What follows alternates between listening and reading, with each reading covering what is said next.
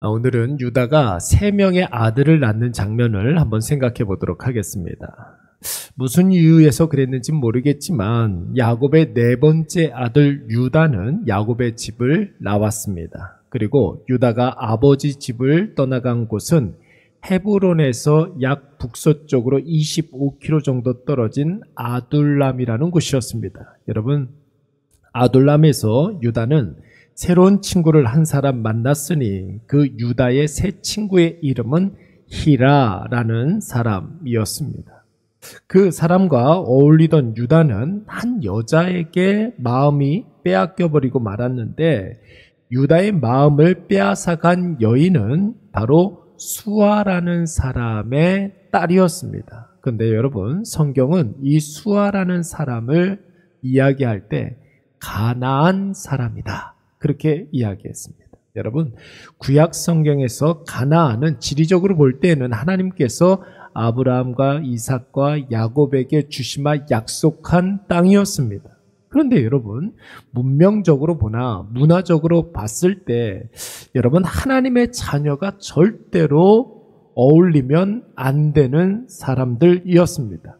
왜냐하면 하나님께서 온 인류를 구원하시기 위한 거대한 하나님의 구속의 프로젝트에 절대로 섞여서는 안 되는 변수였기 때문에 그렇습니다. 가나안 땅의 사람들이 그렇다는 것이죠.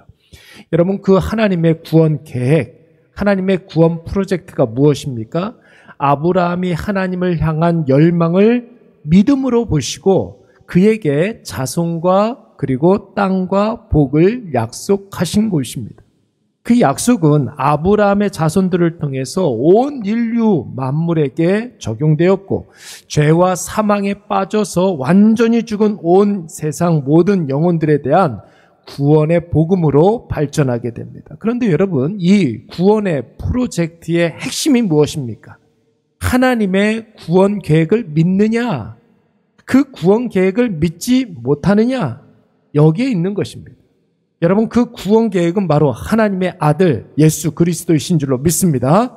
누구든지 예수 그리스도를 구주와 주님으로 믿기만 하면 하나님이 모든 죄를 다 용서해 주시고 그 어떤 것도 보지 아니하시고 영원한 복락을 주신다는 것입니다. 그런데 여러분, 이 엄청난 하나님의 구원 프로젝트에 하나님의 말씀 외에 다른 것이 끼어들면 하나님의 뜻이 온전히 세워질 수가 없는 것이죠. 하나님의 약속하신 구원이 변질될 수가 있는 것입니다. 그래서 하나님께서는 이 구원의 프로젝트에 있어서 가장 중요한 것, 혼합주의를 대단히 경계하셨던 것입니다. 아담과 하와 때에는 섞이지 말라고 선악과를 주셨어요. 가인 때에는 섞이지 말라고 두루도는 화영검을 보여주셨고 노아 시대 때는 섞이지 말라고 방주를 허락해 주셨습니다. 아브라함 때는 섞이지 말라고 100세에 이삭을 허락해 주셨고 이삭 때에는 모리아산의 제사, 그것을 똑똑히 보여주셨습니다. 야곱 때에는 베델에서 하나님께서 섞이지 말라고 사닥다리를 보여주시고 그 위에 하나님의 음성을 듣게 하셨습니다. 그런데 여러분, 오늘 유다는 섞이고 말았습니다. 가나안 땅에 거주하면서 문화가 섞이게 되었고 가나안 사람과 섞이게 되어서 여호와 신앙이 섞이게 되면서 있어서는 안 되는 비극적인 사건이 벌어지고 만 것입니다. 그런데 여러분, 오늘 성경을 그렇게 해서 태어난 유다의 아들들의 이름을 일일이 거명하고 있습니다. 여러분, 고대 사회 이스라엘 사람들은 자녀들의 이름에 부모의 그 출산 당시의 상황을 이렇게 깃들어 놓지 않습니까? 부모가 일생을 살아가는 데 있어서 자기가 중요하다라고 생각하는 그 가치를 자녀들의 이름에 담아두는 경우가 굉장히 많이 있습니다. 우리나라 사람들도 마찬가지죠. 유다도 그의 선조와 마찬가지로 아들들을 낳고 그 안에 자신의 바램과 자신의 상황을 담아두었어요. 여러분, 유다의 첫 번째 아들의 이름이 무엇입니까? 엘이라는 사람입니다. 우리가 엘 하면은 하나님과 관계된 이름이다, 이렇게 생각하는데 이 본문에서 이 엘은 그런 뜻이 아닙니다. 깨어나다, 일어나다, 이런 뜻이 있습니다. 아마도 유다는 아버지 야곱의 집을 나와서 드디어 자신의 뜻을 펼칠 수 있다, 이렇게 생각을 한 것 같아요.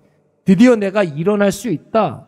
그래서 첫 번째 아들을 낳고 이제는 내가 깨어났다, 일어났다, 이런 뜻으로 엘이라고 첫째 아들을 지은 것 같습니다. 두 번째 아들은 누구입니까? 오난이라는 사람입니다. 여러분, 오난이라는 이름의 뜻은 왕성한, 부유한, 이런 뜻이 있습니다. 여러분, 온이라는 단어, 이 온이라는 단어가 강력하다, 이런 뜻이 있거든요. 그러니까 오난이라는 뜻은 힘, 능력, 강함, 이런 뜻이 있는 것이에요. 아버지 집을 떠나서 스스로 독립했기 때문에 첫째 아들 낳고 나 이제 일어났다, 이렇게 생각했던 유다는 두 번째 아들을 낳고 이제는 내가 강력한 세력을 구축할 것이다. 내가 이제 능력이 있어질 것이다. 부유해질 것이다. 왕성해질 것이다. 자기 스스로 그렇게 생각을 한 거예요. 세 번째 아들의 이름은 무엇입니까? 셀라라는 사람이, 우리가 너무나 잘 알고 있는 이 셀라, 샬롬, 비슷한 말이거든요. 평화라는 뜻입니다. 스스로 일어났기 때문에, 첫째 아들 낳고 스스로 일어났기 때문에, 두 번째 아들 낳고 이제 강력해졌기 때문에 이제 나는 세 번째 아들 낳고 평화를 누릴 것이다. 내 마음속에 평안이 찾아올 것이다. 이렇게 생각을 했던 것입니다. 누구의 생각입니까? 유다 자신의 생각이에요. 이 세 가지 바람은 철저히 가나안 땅의 사람들이 가지고 있었던 인식이었습니다. 그런데 여러분, 여기에서 유다와는 상관없이 성경이 유다의 이러한 바람을 어떻게 평가하고 있느냐면, 제일 마지막에 유다가 어디에 거주하고 있었다고 그랬습니까? 가십이라는 곳에 거주하고 있었다라는 거예요. 이 가십이라는 말의 뜻은 거짓, 위조, 잘못, 이런 뜻이 있습니다. 그는 자신의 삶에 대해서 그런 원대한 계획이 있었죠. 간절한 바람이 있었습니다. 많이 노력했을 거예요. 최선을 다했을 것입니다.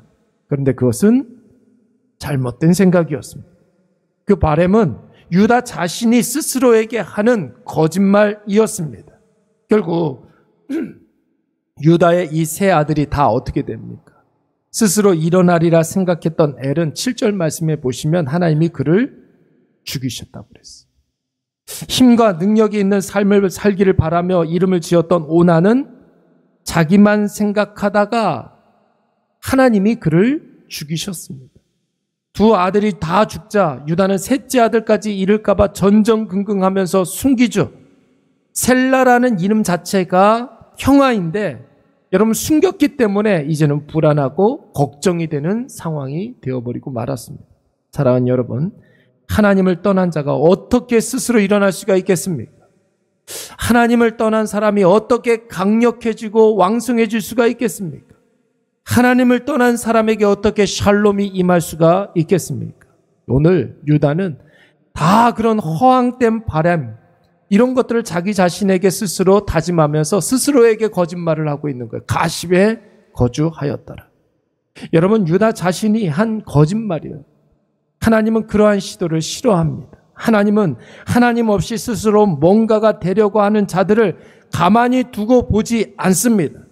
오늘 이것을 꼭 기억하셔서 오늘부터 시작되는 이 한 주도 하나님과 연관되어서 하나님께 연결고리가 딱 붙어 있음으로 말미암아 살아가시기 바랍니다. 하나님에 의해서 살아가시고 하나님만을 능력 삼고 하나님에 의해서 일어나시고 하나님으로 인한 그 평화를 누리시기 바랍니다. 그때 하나님께서 우리에게 우리가 상상할 수 없었던 놀라운 은혜와 놀라운 능력을 허락해 주실 줄로 믿습니다.